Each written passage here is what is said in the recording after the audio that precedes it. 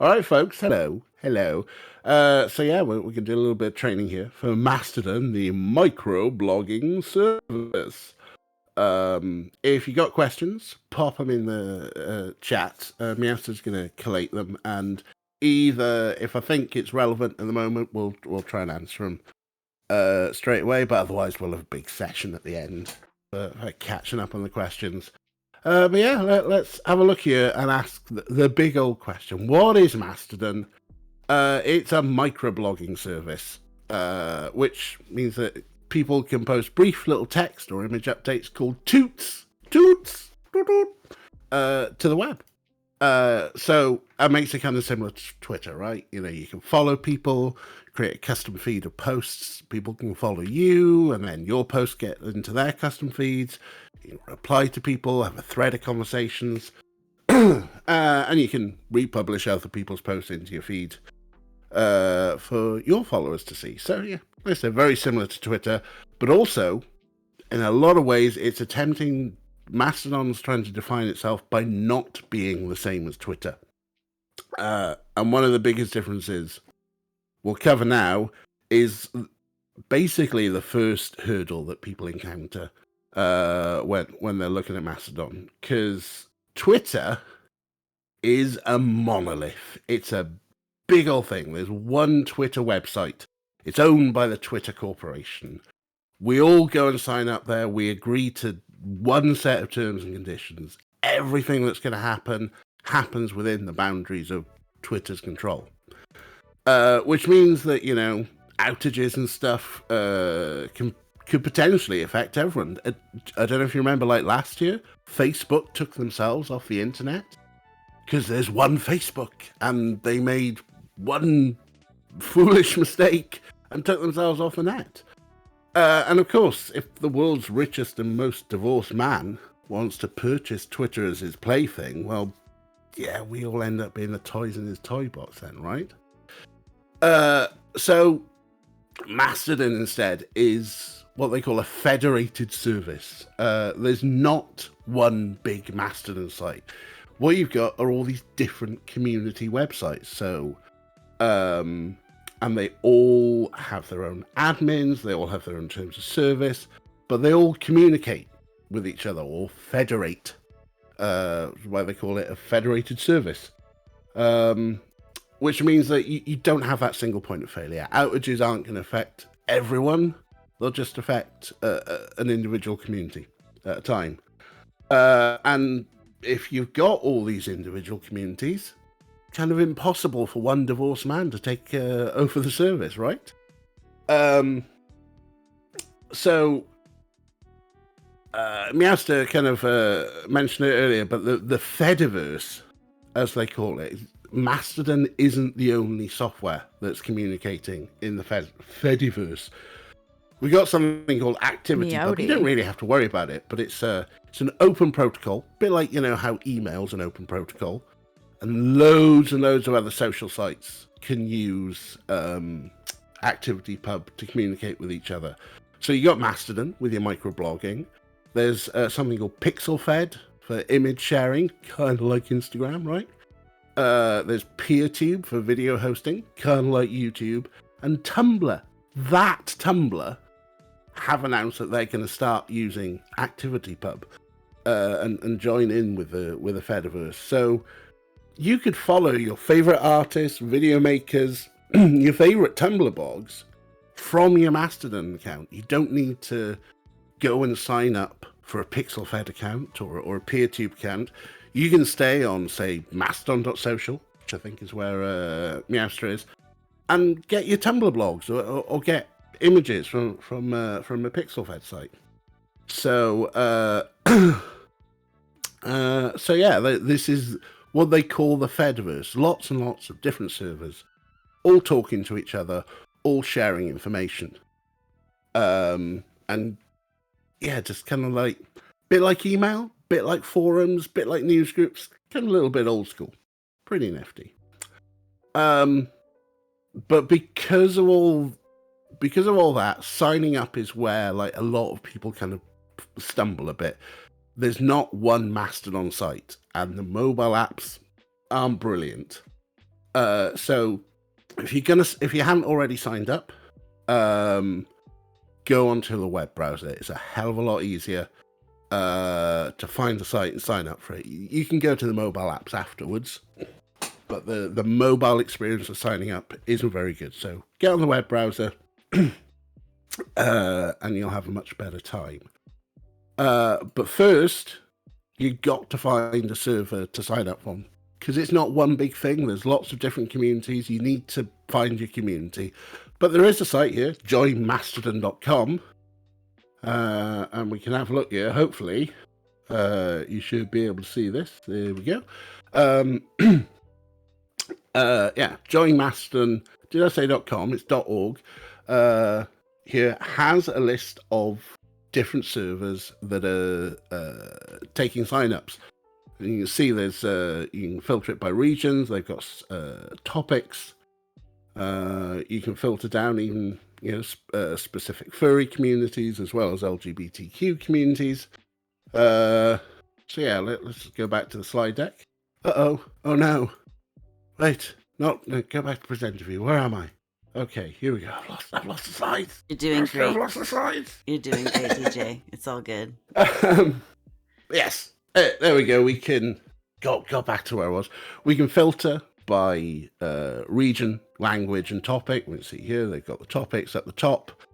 Yeah, they've got language filters and stuff. But you might see that signups are restricted sometimes. Some of these, like toot.funami.tech, you can just create an account, but vmst.io says apply for an account. So you might see that sort of thing just because, again, the community-run servers, there's a lot of increased interest. So server admins could be limiting who can sign up, just so they can keep managing the load, keep their communities on track, and what have you. But even when you sign up these ones, you're applying, and hopefully they're reviewing them fast enough to take new people on. But yeah, once you've found the community you think you like, fill in the sign-up form. You'll put in your email and stuff, and you should be almost good to go. There you go. There's an example of a sign-up form on my little test server on there. So you just put in like your display name, what you want your username to be, pop in your email address, pop in a password, good strong one hopefully, and there'll either be a button to sign up or a button to apply, and then whether they're reviewing signups or not, you do need to verify your email before anything else can happen. So go in, check your email, watch out, double check your spam folders. Could be a delay in the emails coming out, so maybe be patient, particularly if the servers are under load. But you should see something like Mastodon confirmation instructions for server name, whether server names or whatever server you choose to use. Excuse me, what?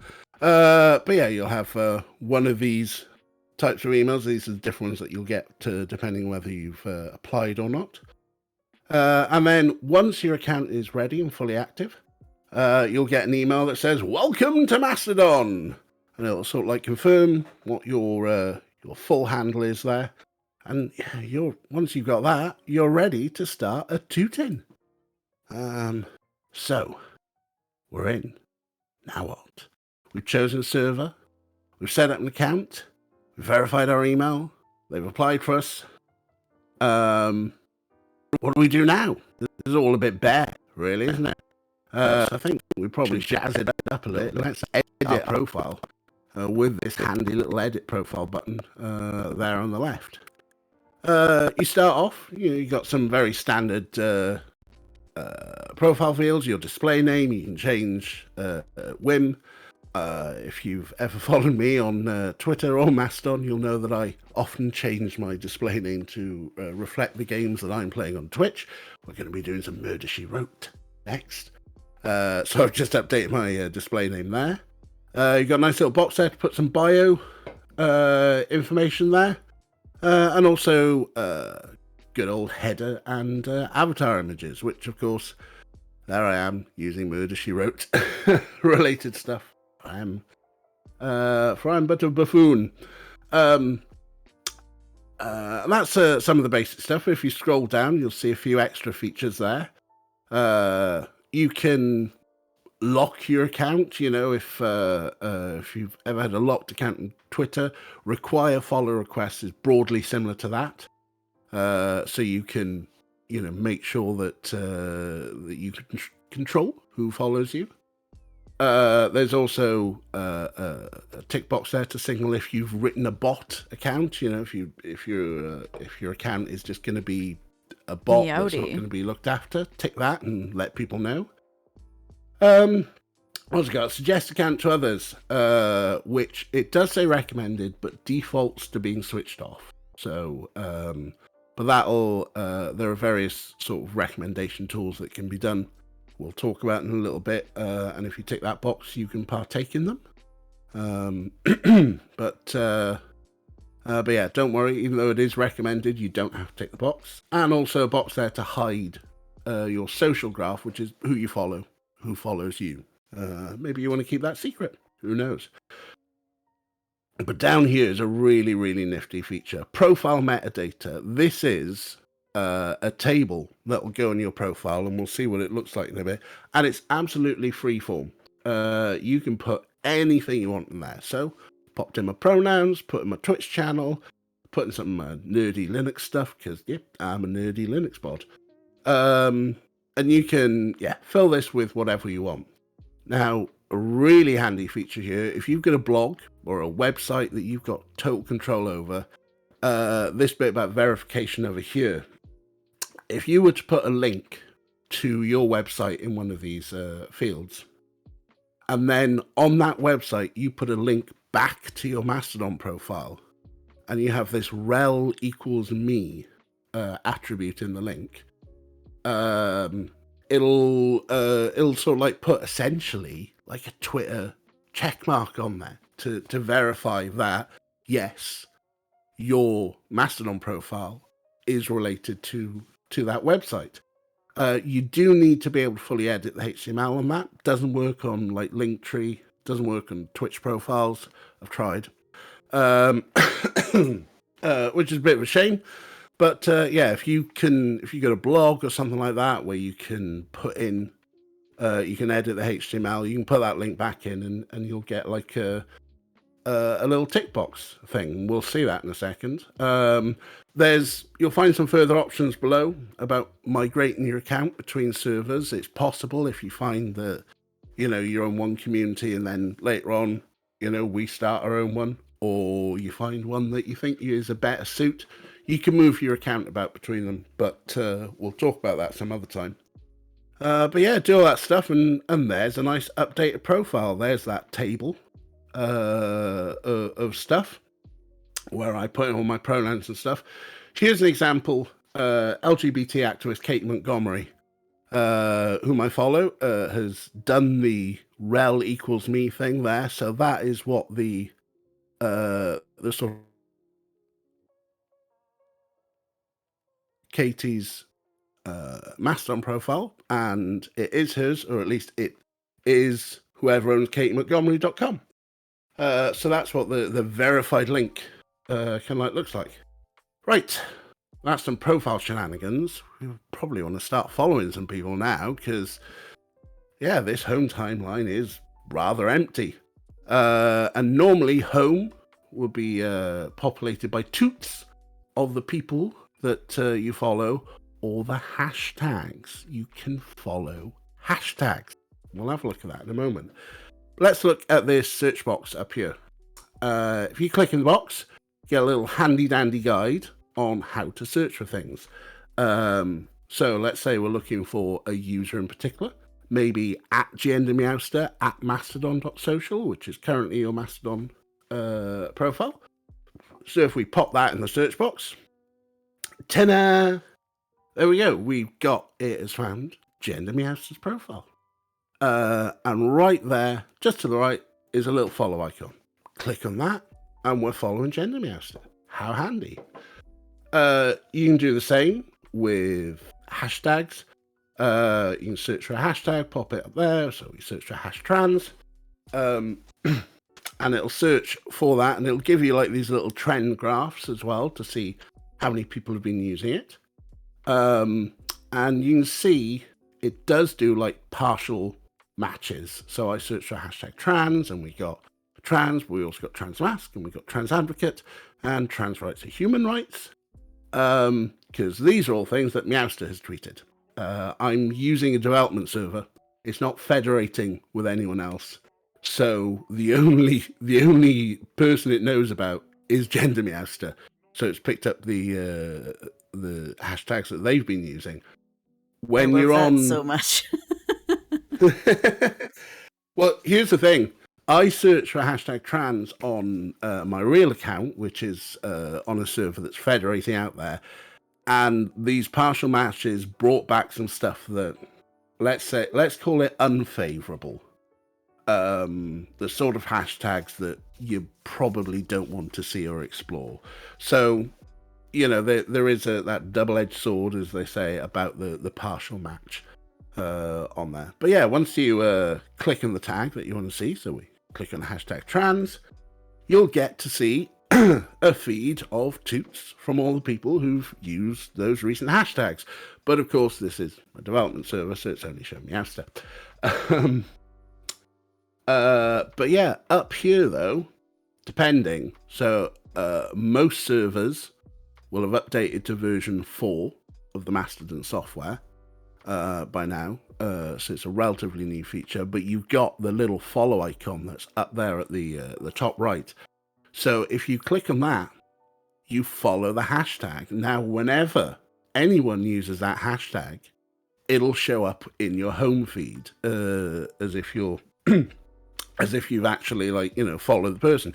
You might not see any other tweet they make. Toot, it's toots now. You might not see any other toot they make if they only use that hashtag once, but you will see that toot with the hashtag. So that's a great way of hopefully finding people on there. What else? Yeah, so that's following hashtags. A few other places to find things. The explore section gets trending content together that's been approved by server admins. So it's moderated content on there. And if you remember in the profile, the suggest account to others option, if you tick that box, your stuff will appear in the explore section. If you don't tick it, your stuff won't appear there. You've got the local timeline there. That's going to be all of the toots from users of your server, but only your server, only those users. So if you've chosen a server based on special interests, then you're going to be more likely to find toots and people sharing those interests. The next one then is the federated timeline, and that's all the toots from all the servers. And that can be, it's fast, it's wild, to be honest, it's too much. It's kind of like, if you remember way back when you go to Twitter, you go to the front page of Twitter, if you weren't logged in and it showed you every single tweet going on. It's like that, and it's a bit much for me. I stick with a local feed. It's much easier to digest. Sorry, excuse me. So yeah, that is we can find people from the search, we can follow hashtags, we can explore all these trends and get all these toots from people in your local and the wider Fediverse. So that's getting stuff into us. Let's get tooting ourselves from this little box up here. So you should see that to the top left of the screen. And this is where you send your toots from, although my server admin has rebranded them as newts. Noot. First thing, up here at the top right of the box is a handy little emoji picker. And you get all the standard emojis that you'll find on mobile keyboard or such. But also you can upload custom emojis to the server as the admins. So admins of my servers have done a bunch of Rick and Morty based ones, but also a little trans flag and a little trans heart. And if you use the custom emojis in your toots, they'll be seen by everybody. So even if they're not in your server. So if I wanted to put a little trans heart in a toot that I sent to GenderMeowster, they would see a little trans heart. The next one, the paperclip. Like most paperclip icons, allows you to attach images or videos to your toots. There's a little one of the lads. Look at that. My little boys when they were tiny babies. One thing that then happens is you get this little immediate warning to let you know that you haven't put an image description in there. Not all users are fully sighted, so we should always try and add descriptions to our images for people who use screen readers. You can either click on the warning or click on the edit button, and it'll give you a little box there where you can put in your alternate text, description text for the visually impaired. Describe the image as best you can, concentrate on the main focus of the image. It's an accessibility tool, so resist the urge to use it as a punchline for a joke. The other handy thing then is this focus circle here.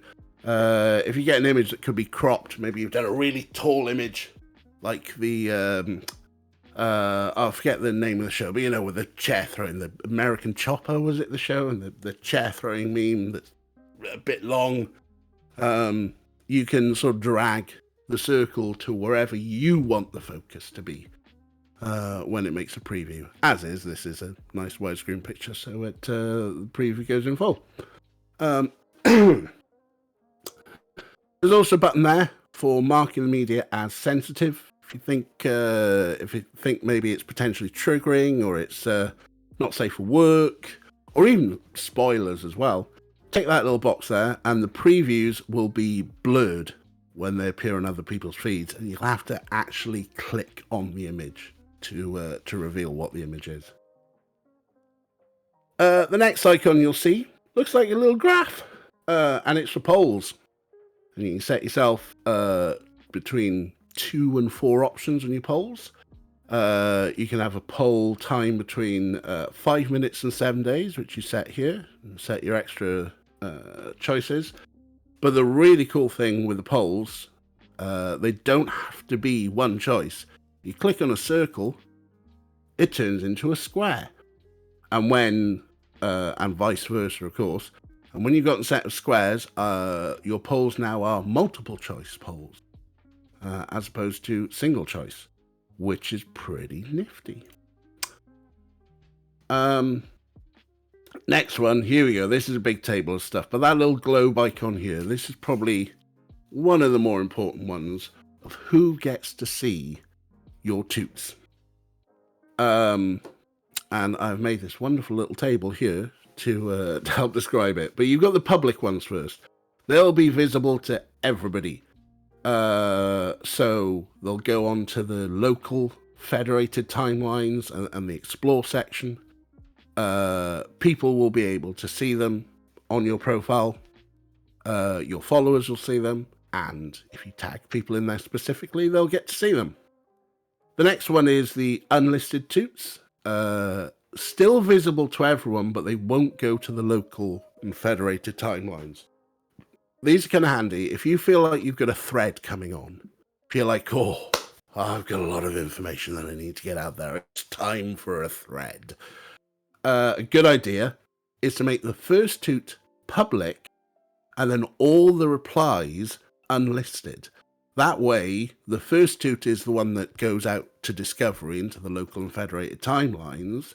But all the rest of them can still be read, but they're not going to be like spammy in the timelines. That's a nifty little idea on there. Followers only toots are only visible to your followers, and if you set your profile to require follow requests, that'll be your default option as well. So they tie together. I think you can still put them on public, but yeah, if you're on followers only.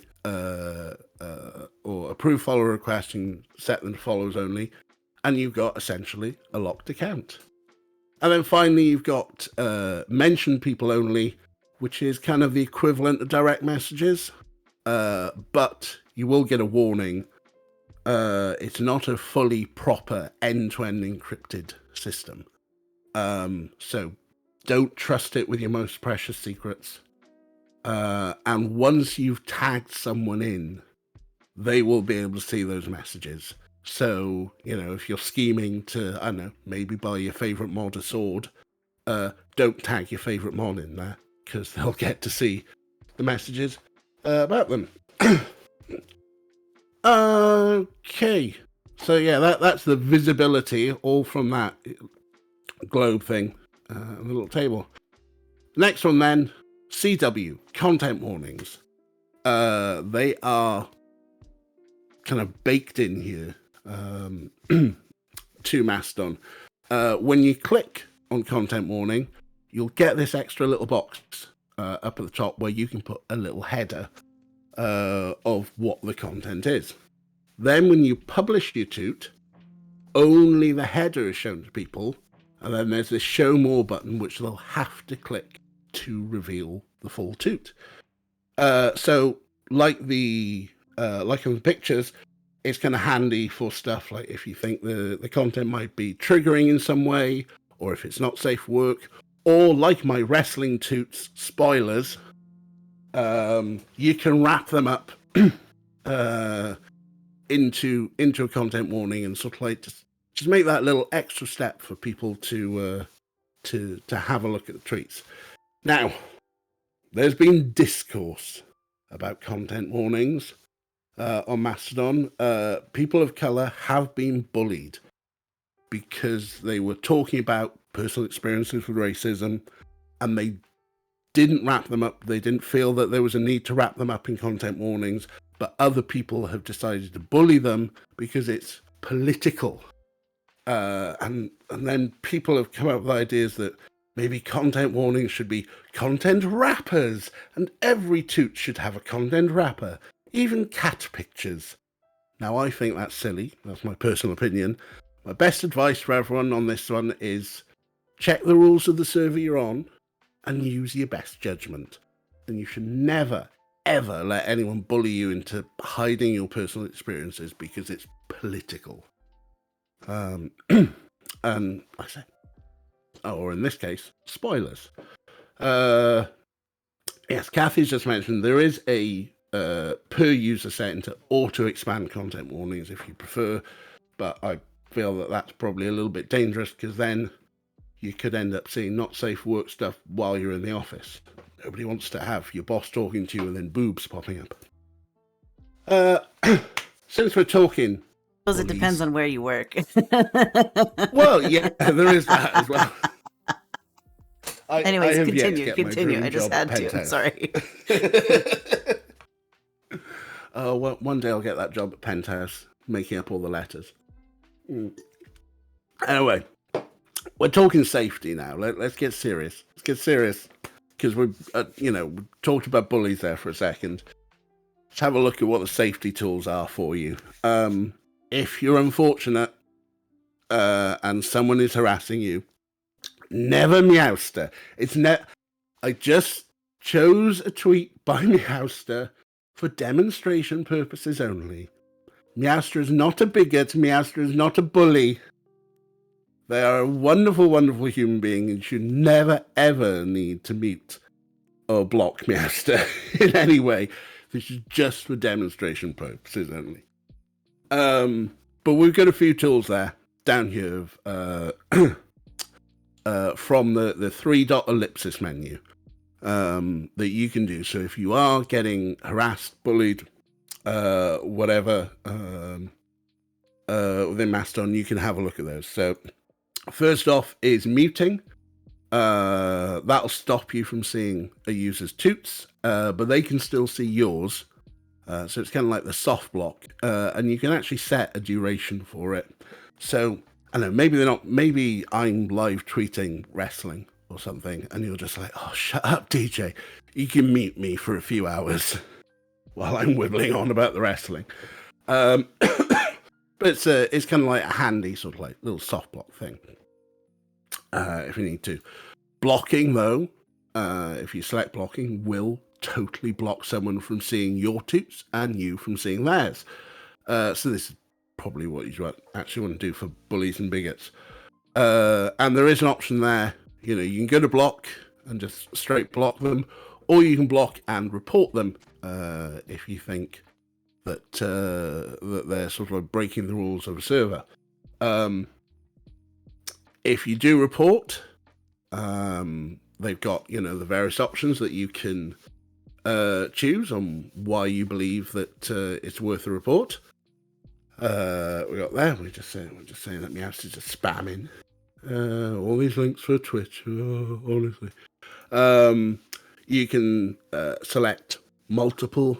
If someone's out there being like a right old bully or bigot, you can probably find multiple tweets to add to the report, as well as a freeform text box to add some more notes about why you think that that user needs investigation. Now, by default, the report will go to your local moderators, but you can send a copy over to the moderators at the remote server as well. So let's say we're never going to report Meowster. And would we do such a thing? But if I were reporting Meowster, that report would go to my local moderators, but would also be forwarded to the moderators at Mastodon.social, where Meowster's account currently is. And in realistic terms, it's going to be the moderators of the remote server are probably going to be the ones who need to really take some action there, particularly if they are being hateful and if they're breaking the rules of that server. But your local moderators can sort of do stuff if they think there's enough justification there to sort of silence or block those accounts from interacting with your local server. There's another option here as well, to block an entire domain. Sadly, there are servers out there dedicated to hateful harassment of people. That's the way of the internet these days, unfortunately. There have been situations where individual people have just been targeted by multiple users of such hateful servers and stuff. So you can select there to block an entire domain. And the moderators also have that option.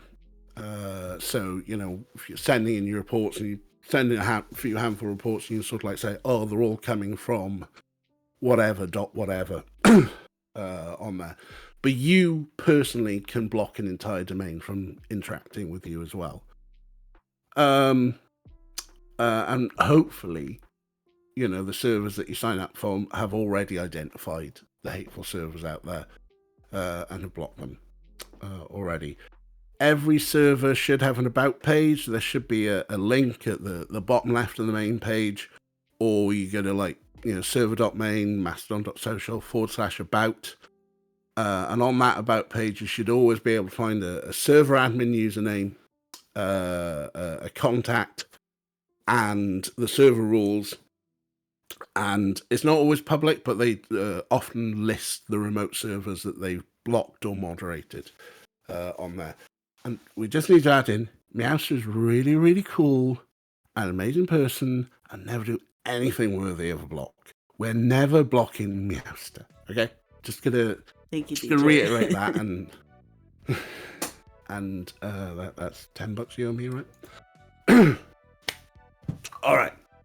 Enough serious nonsense. Let's have a look at being social, and the things that we can do to interact with people a lot more. At the bottom of every toot is going to be a strip of icons here, and that very first one, reply. Just have a chat with someone. Always good. Next to that, the boost button.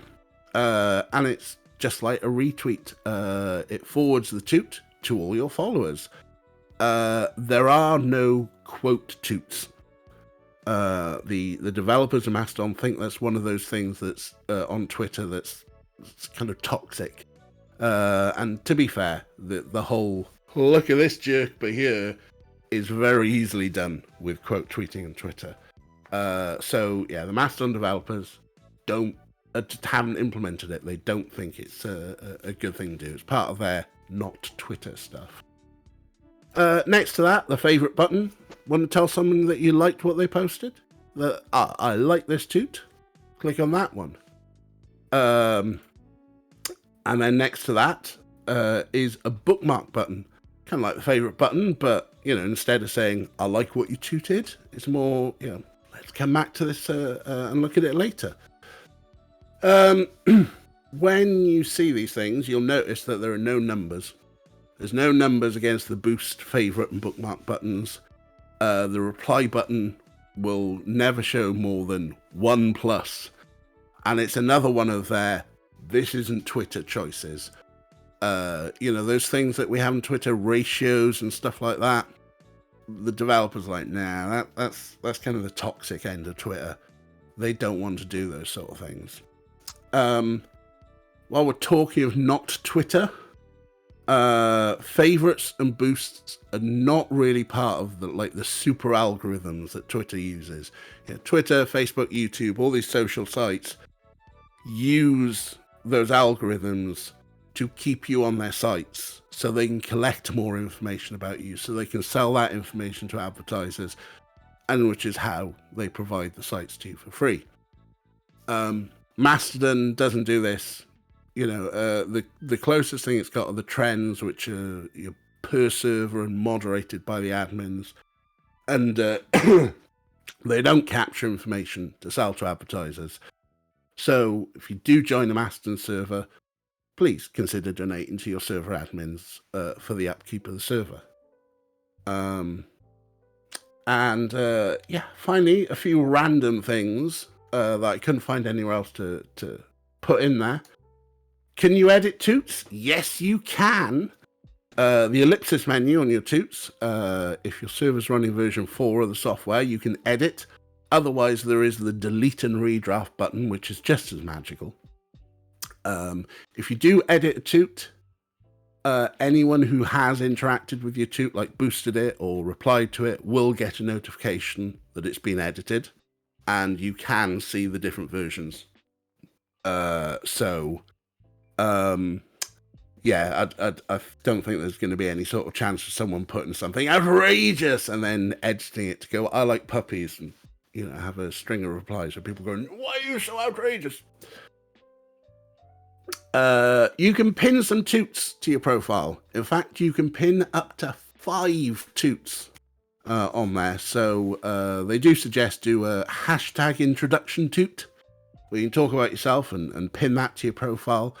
I've also pinned some cat pics on there because, everyone loves the boys. What else?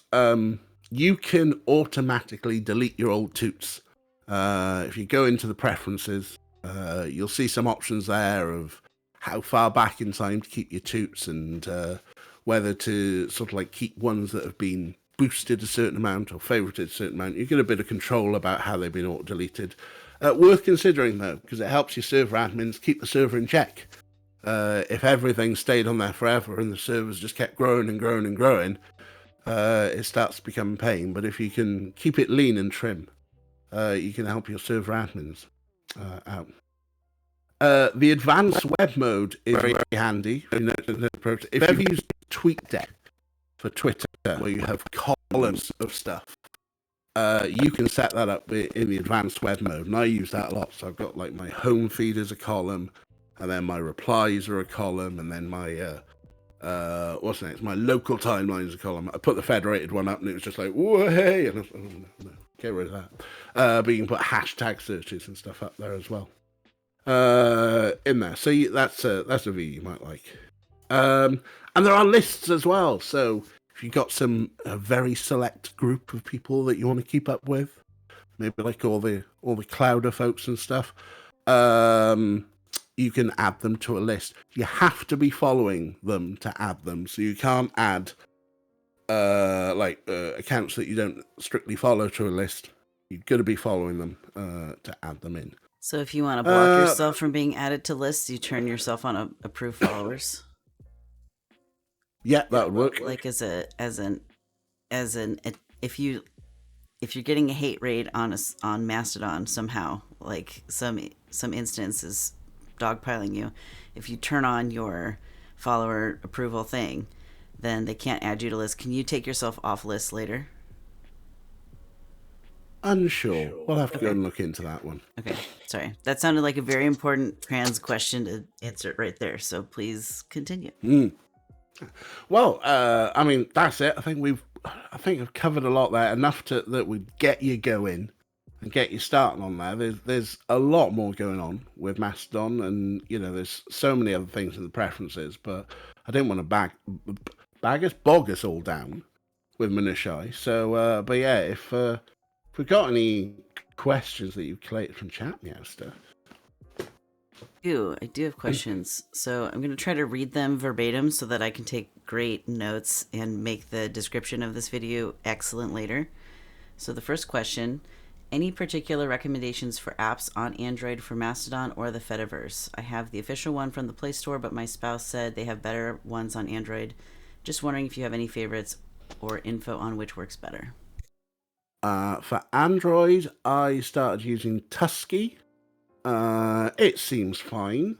It's let me give it a quick load up there. I don't know how well it's coming across on camera. I've got to wait for the delay to catch up on stream there, but that's it in dark mode. Kind of reminds me of TweetDeck when that used to be an Android app, but that seems to be all right and has most of the functionality for us. But yeah, there's a good few apps out there.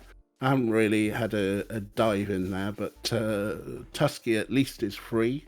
I've heard of some paid ones that have been all right, but I believe as well that the mobile websites, they're adapted for mobile pretty well. So, on a worst case scenario, you can just hit it up in your browser. Is Tusky on Apple products too? I don't believe so. I don't know what's on Apple products. I only use Apple products for my work phone. So, yeah, we'll have to find some Apple users and get some feedback from them. All right, so our next question is, what if I don't have a PC? Can I sign up on mobile? You can, but I would say, yeah, use your mobile web browser first to choose, go through joinmastodon.org and choose your instance and do your initial setup through the mobile web. And then once you're set up and, if we found that there are some really nifty apps that we can recommend, then move to the app afterwards.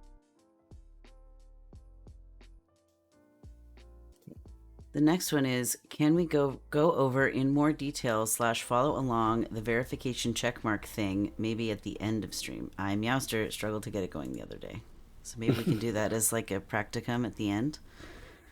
We can. I'm just trying to think if we need a site that we can edit the HTML on, and I don't have one of those. Does it have? Well, I do. I have my podcast website. So you can't verify with social media like a Twitter or a Facebook or a YouTube account or a Twitch account. You have to verify with a website that you are probably adminning or own. Yeah, so long as you can edit the HTML in some way, then you do it. Because I was thinking it's like, maybe Linktree, because obviously I know that's quite popular with people. Great way of putting together a bunch of links to your stuff. Yeah. But because Linktree, you put the URL, you don't get to edit the link on that. But if you've got a blog, WordPress blog or something like that, where you should be able to edit something, whether it's a sidebar or something like that, then you do it. And maybe we can screen share and and look out, do that. I don't. I like haven't blogged for years, so.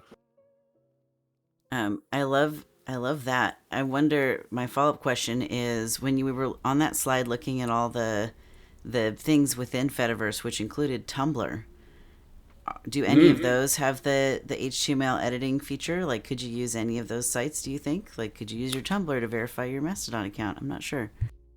Again, I've never used Tumblr, so I am unsure on that front. And Flickr is also apparently looking to join the Fediverse as well, by the way. But again, I don't think a lot of those sites were designed to sort of like remove you from the HTML side of things. But I think maybe if you got like a blog or Medium, or WordPress.com, was it? I think the commercial hosting for WordPress, or even like a site on Wix, or Squarespace, not a sponsor. Yeah. This gets back to when Spires did our training a couple weekends ago in the server of everyone should have their own website. Because then you can do stuff like this, right? So yeah, I think the HTML, but it's one step past my comfort zone, and I need someone more tech savvy to help me figure that out. And we can do it after stream. So if it's not as simple as just throw it in your bio on Twitter, then maybe we can figure it out. I was hoping maybe you could do it in a Twitch panel, but they only allow like Markdown. You can't do some full HTML editing.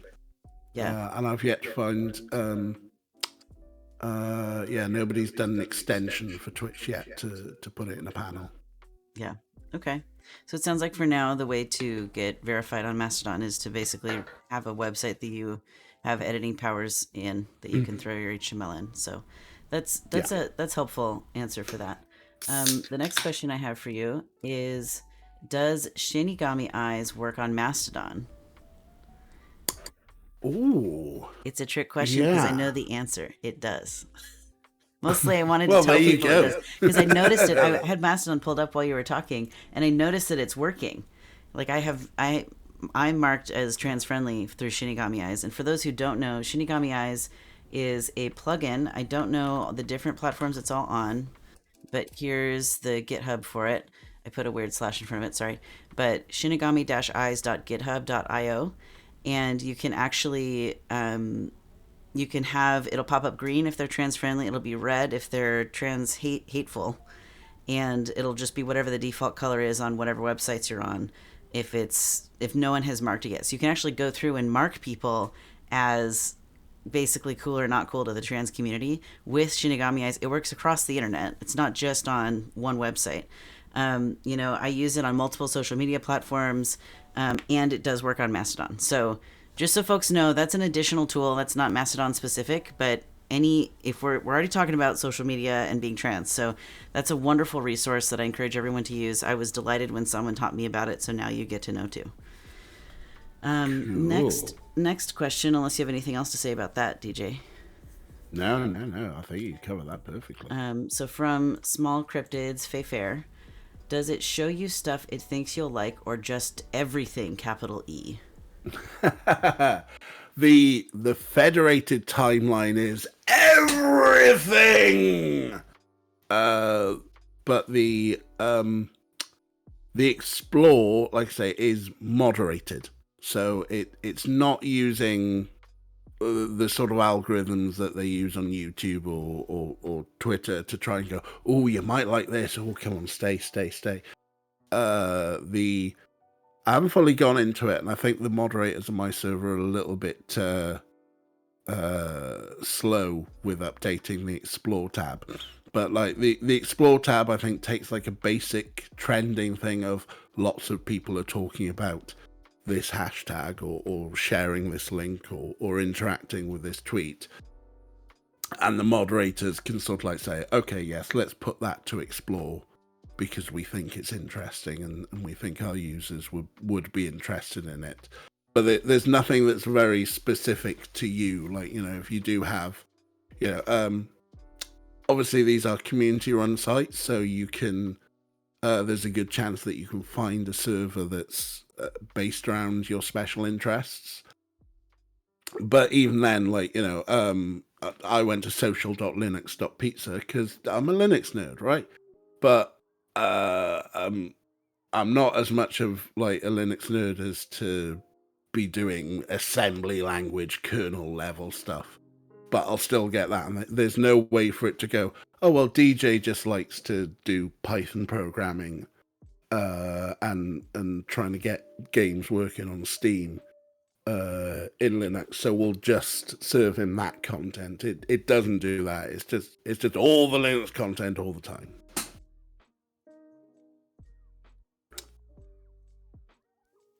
So the next question I have is, when you report something to the mods, does a robot or people check it?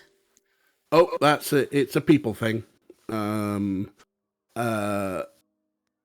might be some servers that, maybe they do have bots using the APIs. I've not dug into the APIs that much to see if the moderation tools are covered there.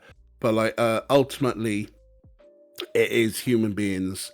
It is the moderators of your server. So again, it's that double-edged sword thing. They can be slow to take action because maybe it's just two people looking after a server with thousands of users, and they've got full-time jobs, and this is just their hobby.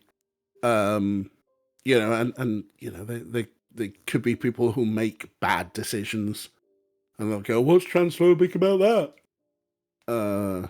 That'll be a British server, obviously. But ultimately, the moderators are human beings, so you'll probably have to give them a little bit of leeway, but also watch out on them.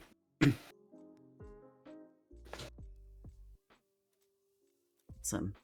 So the next question, for the polls, can you see who answered the poll, and can others' responses be private? I haven't played with polls too much, so I don't know. But I am gonna go on the assumption right now, and I think we'll take that question away and have a deeper dive. But I'm gonna go on the assumption right now that it's just raw numbers. It's just like X people voted option 1, Y people voted option 2, and I think it's going to be just that. The next question is, since there are no numbers on the public side, are there any analytics for content creators to determine if a post is helpful or getting engagement? Gauging reach helps know how far information is being disseminated. You can click through to find the numbers. They are definitely there somewhere. But I have seen, there's a lot of people, looking. Can Mastodon, be the replacement for Twitter? And there are people who use like engagement numbers like that. Again, just thinking of Katie Montgomery, the LGBTQ activist, and she was just like, why don't we have why is it just the 1+ on the replies? Because she finds that if her notifications are blowing up, she'll look at her tweets and she'll see which ones have the most replies to go, that's the one that's causing things to blow up. So I think the numbers are there. They're just going to be harder to get at. But again, maybe it's something that's I've not dove into the API fully yet, but I think that there's a pretty good API. So if you're like nerdy and you can write scripts or bots that interact with APIs, I've got a feeling that you could probably get it out programmatically. But yeah, there's no real sort of like content creator dashboard things available for you. Okay, so I have 2 questions left, so if anyone in the chat has any more, feel free to ask now. If I'm on a server and you make one, please, should I switch completely or make a new account? to migrate, say, from Mastodon.social to whatever the GenderMeowster one might be. I'm not going fully into this yet, but I believe the process is that you would create an account on the new server, then log back into the old server and say, oh, hey, my account is now over here. Then go to the new server and go, my account used to be here. And then they should talk to each other and everything should share and set all the redirects and stuff over. It's something I need to look into a little bit deeper. So we'll have to revisit that. But I believe that is the process. Awesome. Well, then the final question that is on everyone's mind is, I want to sign up. What should I do now?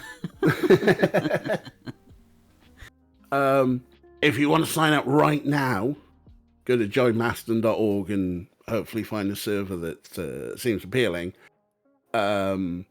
If you're not bothered about being right now, but you want to be part of the clouder, if we're definitely gonna go ahead with setting up our own, then yes, we're setting up a waitlist role on the Discord server.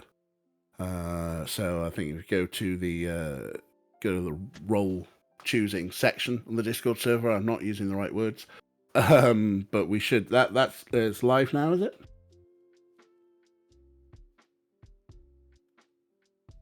I think it's live now. But yeah, you can put there and we'll be letting you know once we've got it all built and stuff.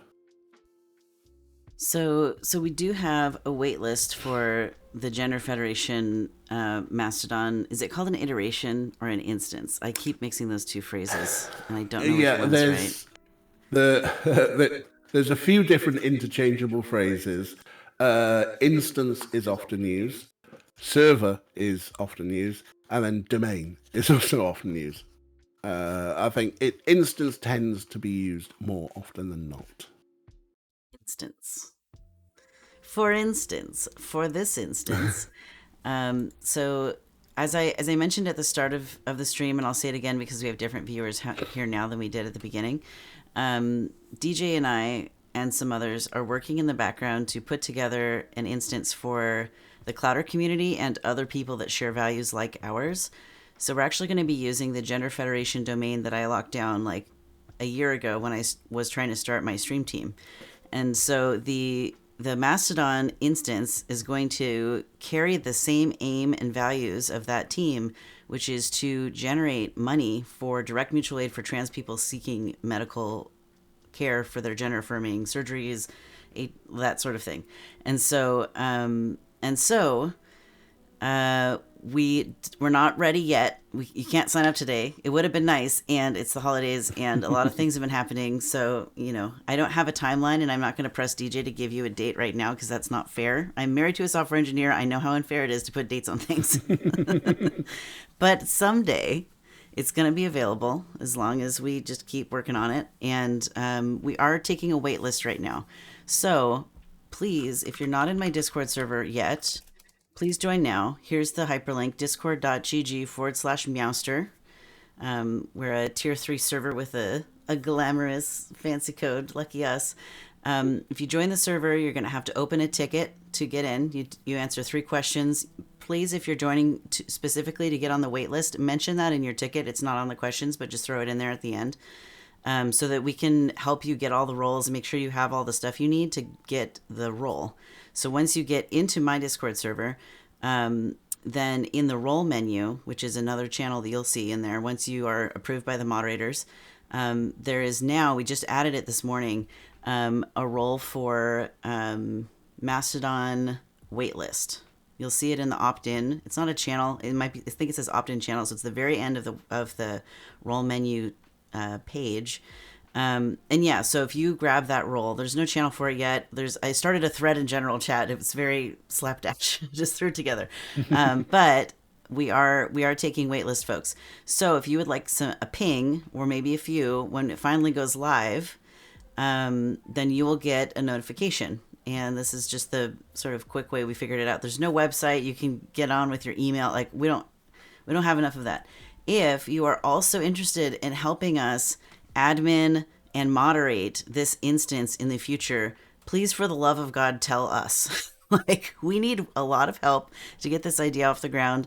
We have somewhere between 2 and 4 people working on it right now, and we need a lot more if this is going to get as big as I suspect it probably will. Because, like I said at the beginning, can you imagine paying $1 or $2 or whatever a month for a social media platform, and then your money is going towards trans surgeries? Like, that's a pretty compelling reason. I don't know. For me as a trans person, I'd be like, that's not very much money, and I know my money's going to a good place. Like, I absolutely want that in the world. So, especially if you have experience with software developing or moderating big social media spaces or big social spaces, or even if you don't have experience with that, but you're willing to try and learn stuff, let me know in the thread that I made in the general chat, because we need more help than we have currently, and I don't want to put a bunch of moderation demand on my mod team for Twitch and like my Clouder community. It's not fair to them. They didn't sign up for it, and I'm not signing them up for it. So we need you to help. If you want to help, you are welcome to join us in this new endeavor. I think it has potential to be really beautiful, and I'm extremely excited about it. What other comments do you have, DJ? Yeah, sorry, I was going to say that I saw a toot a few weeks back that said, oh, people, they come onto Mastodon, and within 2 weeks they're an anarchist lesbian. I was like, well, I'm about 50% of the way there. Still time to be a lesbian, DJ. My wife used to have a beard like yours, and she's a lesbian now. Yeah. That's a very loving, cheeky trans joke. So here's a question from Non-Binary Pirate. If we want to help, do we need coding or modding experience? No. You just need to be willing and have the time to learn. But if you do have coding experience, it could be handy because for bot type stuff. I have grand visions in my head of trying to, as best as possible, link up the Discord with this Mastodon instance, because obviously the Discord has been a very key growing space for the Clouder. So trying to keep ties between them would be good, and coding would be very handy there.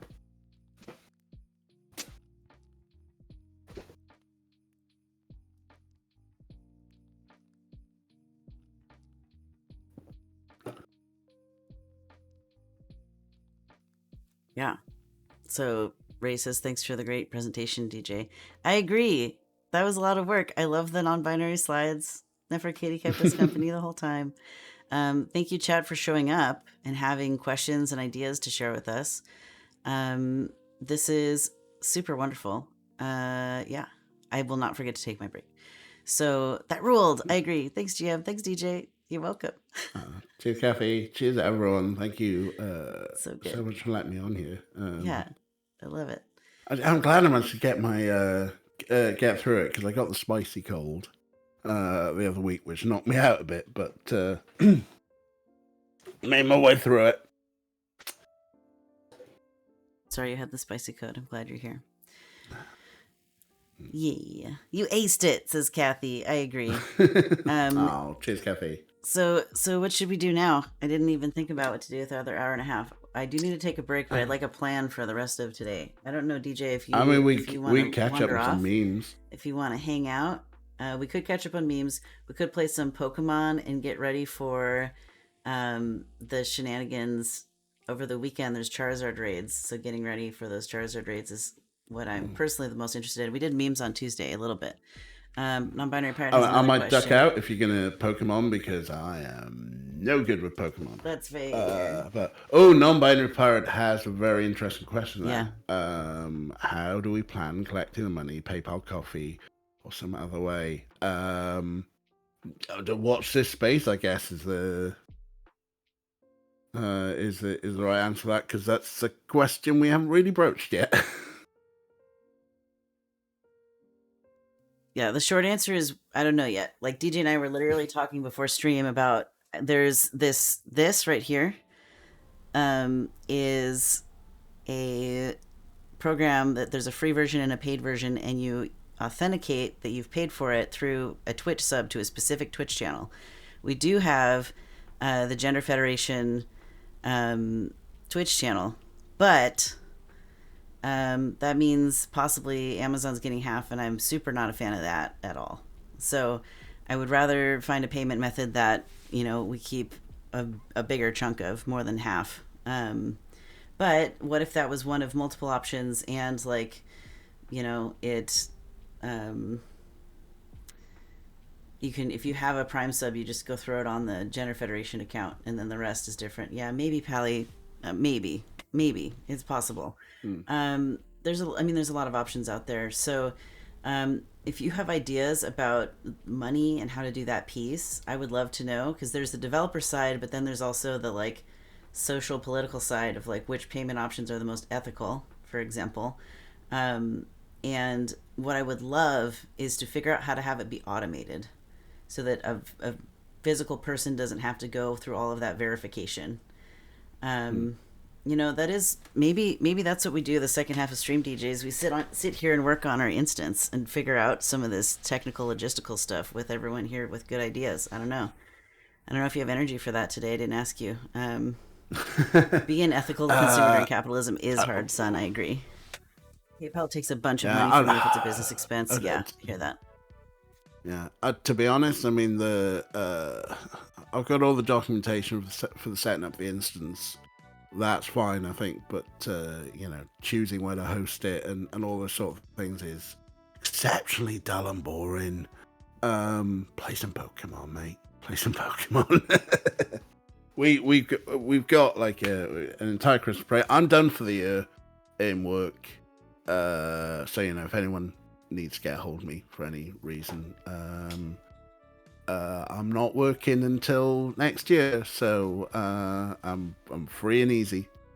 Shouldn't say that. Never mind. But you're around. But yeah, you're available. I'm around. I'm available. So you know, we can start scheming. If community members are interested in helping out, please do join the Discord server. Maybe open a ticket with the mods. If you're hearing this later on YouTube and like the thread that we're mentioning in the Discord server has evaporated, you can't find it, whatever, open a ticket with the mods and say you're interested in the Mastodon thing we talked about in the GenderMeowster, Meowster's Clouder Discord server, and we can direct you to the Mastodon devs team to talk with them or ask questions or whatever. I have a ticketing system already set up, so anyways, I'm trying to like future-proof this video so people can enjoy it later. If that's all that we have to say about this, what I might do is very briefly go offline so that this VOD can start processing, so I can start exporting it to YouTube that much faster. And we can get on getting the show notes together and all of that. Does anyone have any final questions? Thank you so much, DJ, for your work on this presentation, for sharing your knowledge. It's so wonderful. So folks, the slide deck and the presenter notes are going to be available on YouTube. I've got a volunteer to put timestamps on all of your questions that you had, so you'll be able to actually look at the description and click a bit and jump to the spot that you want the one answer. So please do look for that VOD. It'll hopefully be up over the weekend. I'm not going to promise tomorrow because we need a little more time to get the editing done. But yes, it will be up over the weekend. DJ, thank you so much. Tell us about you, your projects, your stream. What are you up to? What's your deal? Okay, coke. Well, if you don't know me, my name's DJ. Pronouns he, him, or ever in Welsh. And I stream Fridays and Saturdays, and I do point-and-click adventure games. We're going to be doing a Dark Side Detective tomorrow night, and if we finish that tomorrow night, we're moving on to... Where's it gone? Oh, Murder, She Wrote. When I found out these games existed, I had to buy them. Yeah, so that's Fridays and Saturdays. Sometimes Saturday afternoons, I'll play some random games, and there are always cats about. If you hang about in the channel long enough and earn channel points, you can get me to give dreamies to the cats. And yes, first Friday of the month is First Friend Day of the month, and we try and get everyone together and we play some sort of group game. Meowster sometimes joins us. Often we're playing Worms. Sometimes we're playing Jackbox. We play some board games. That's the first Friday of every month. We try and get together for that one. But the rest of the time it's point and clicks. Now, people, Meowster, this is your channel, and I'm taking